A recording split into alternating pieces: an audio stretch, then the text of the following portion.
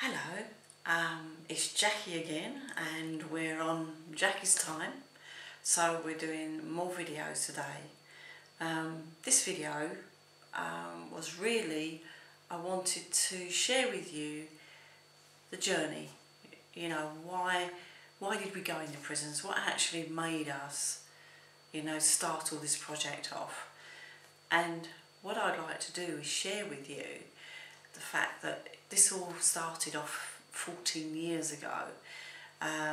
My two sons was involved in a very bad car accident, and it was learning about head injury, because that's what my youngest son was diagnosed with after the accident. Personality changed. He became a very different boy, very aggressive, very angry. He came out of hospital after 8 weeks, very different boy, and I had to really learn how to work with head injury and how to teach him again. We had to start a lot of the learning all over again. He was 15 at the time, and where he was in mainstream school, because he was becoming quite aggressive and violent at times,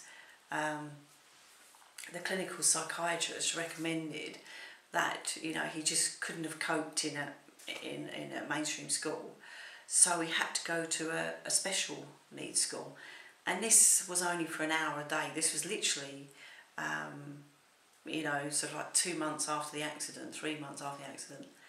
He just couldn't have coped with longer than an hour, so he was having some home help at a centre over on Canby, and then for the rest of the day he would be with me, and we would work on walking to the gym. We would try walking, we would do learning, and it was through this time being with Stuart where I had to sort of teach him. I could see in a completely different way, and this is where I started researching Samuel Alton. Now, Samuel Alton was in the 1920s, and his idea of looking at head injuries and dyslexia was that you used your whole body to do things. So you might have 4 or 5 activities to learn one thing. And this is how I started to teach Stuart a different way. Then I started looking at Ron Davies. Now, Ron Davies is again, he was a young boy when he was at school, and he would look at the banner around the classroom and the letters never stayed still for him.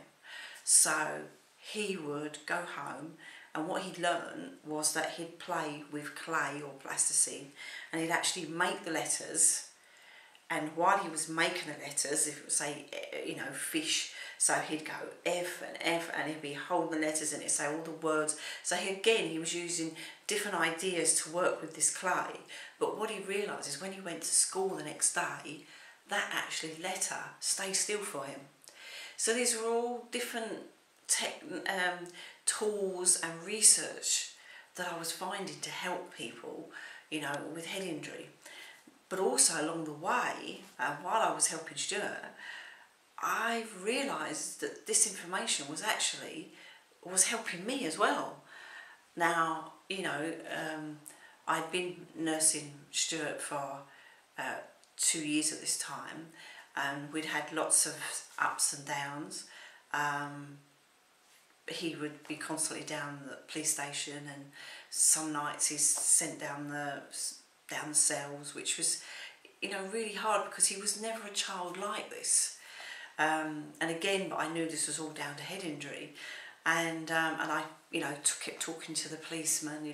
I'd say to them, go down the cell, because they all thought it was drugs. It was either drink or drugs. You look at the eyes, very glazed, and I'd say go down and try and have a conversation with him, asking questions, and they'd come back and they'd say, well, something's not right. They knew then it wasn't drugs, it wasn't drink, and they'd put him back into my custody, and I'd have to bring him home. And nights I'd be terrified, or if I fell asleep, he would get out and do something silly. And this is why I started to research into our prisons, you know, because my fear was, where was he going to end up? You know, he was now 15, 16, 17.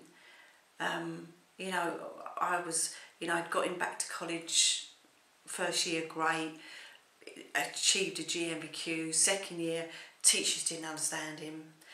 So I started to research and find that in England, in our prisons, there was no head injury at all. We didn't have no head injury, no research to show about head injury in England prisons. But in America, wow, very different. There was all this research that I could sort of show and start talking to people. And the first one was actually looking on death row. And this research I found showed that 100% of prisoners on death row had had a head injury. Wow, you know, why hadn't we looked at this before? And then I saw another research. There was 998 men who were assessed for head injury, and 83% had actually admitted to having one or more head injuries. And this I could agree with, because working with Stuart, there were certain things like, you know, if Stuart went out, I always had to have somebody with him, because I realised that there was no road sense whatsoever. And Stuart would just walk, and there were so many times that, you know, you were scared that, you know, he was going to get knocked down or have another head injury. You know, when he became very aggressive, he would have fights, and you were just so scared that, you know, this head injury could have got worse, or as you say, you don't know at the time, you know, what is actually happening. It's very hard for the patient, but it's also very hard for the family. And I have seen families split up because of the head injuries, because people just really, you know, you just don't understand what's happening.